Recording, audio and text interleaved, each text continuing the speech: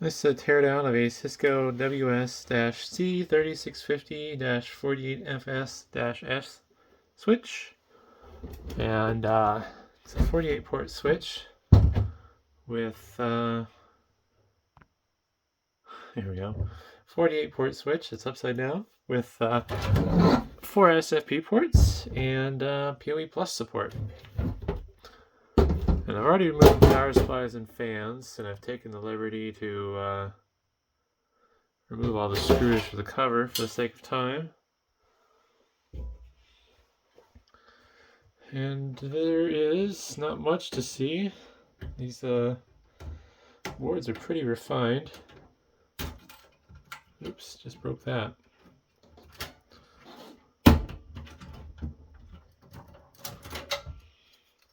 Got the front connectivity board for management. And in wide angle, so that's not going to be readable.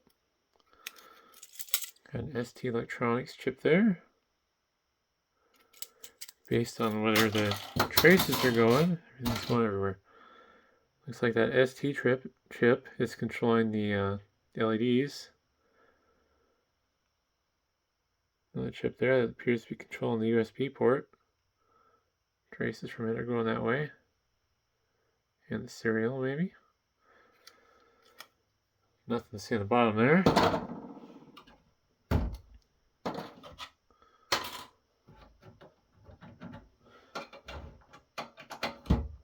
Oops.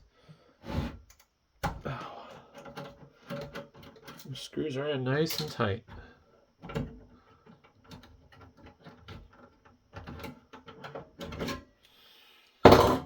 Just some support brackets.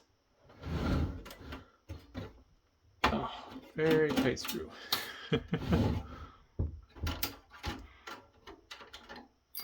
And some of the other models, I believe these are made out of cast aluminum, but these are just stamped and bent pieces of steel. I believe the purpose of this is just grounding, tying stuff to the chassis. Oh no, this part's aluminum, that's right. Let's see here. So, screws along the bottom I need to remove to get those little aluminum brackets out, along with the SFP cage.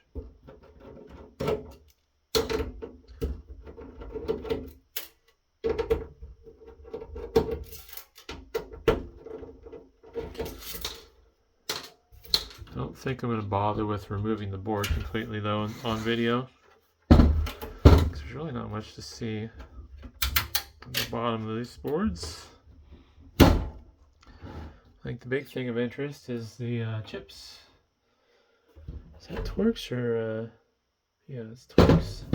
Looks to be a T10.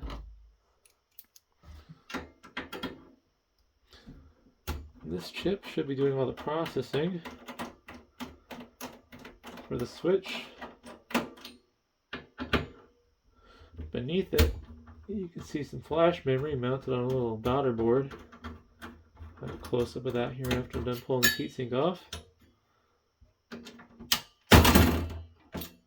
Chip's not going to be readable, unfortunately, due to thermal adhesive, which is a little bit of a bummer. Fancy extruded aluminum heatsink though. I would suspect this is Broadcom branded anyways.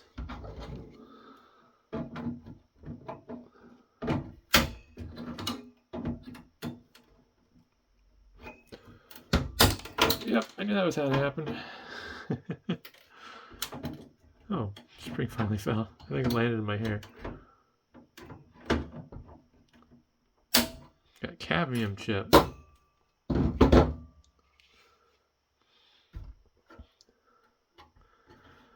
See here if there's easy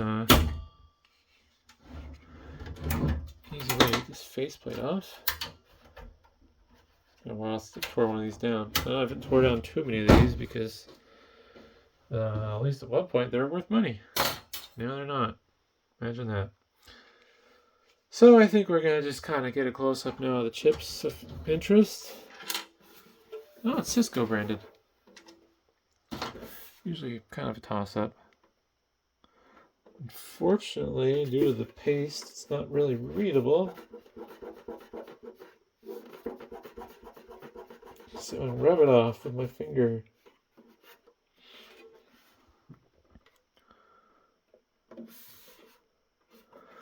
Wish I could like turn on the flashlight with my voice, but I'll touch the screen. There's the model over the chip.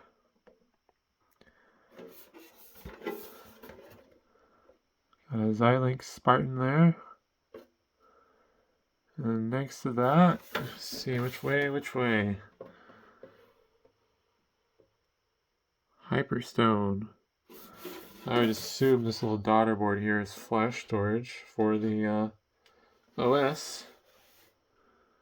Cavium Octeon 2. Not sure what this chip does. I wonder if maybe this is actually the brains and this does the actual networking. These traces do go to these various Broadcom chips. So the ports are all broken out into little clusters of presumably 8 using those Broadcom chips. Flashlight's being my enemy. BCM 5429 2B 0K. Yeah. QLEG. And you get the SFP cage. Looks like there's some chip spots to mount chips there, which I would assume are probably what's necessary for 10 gig functionality, since this is just gigabit. And then these boards here are the more than likely the power regulation boards for PoE.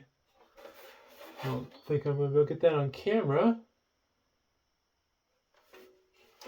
Just trying to see which way the numbers go.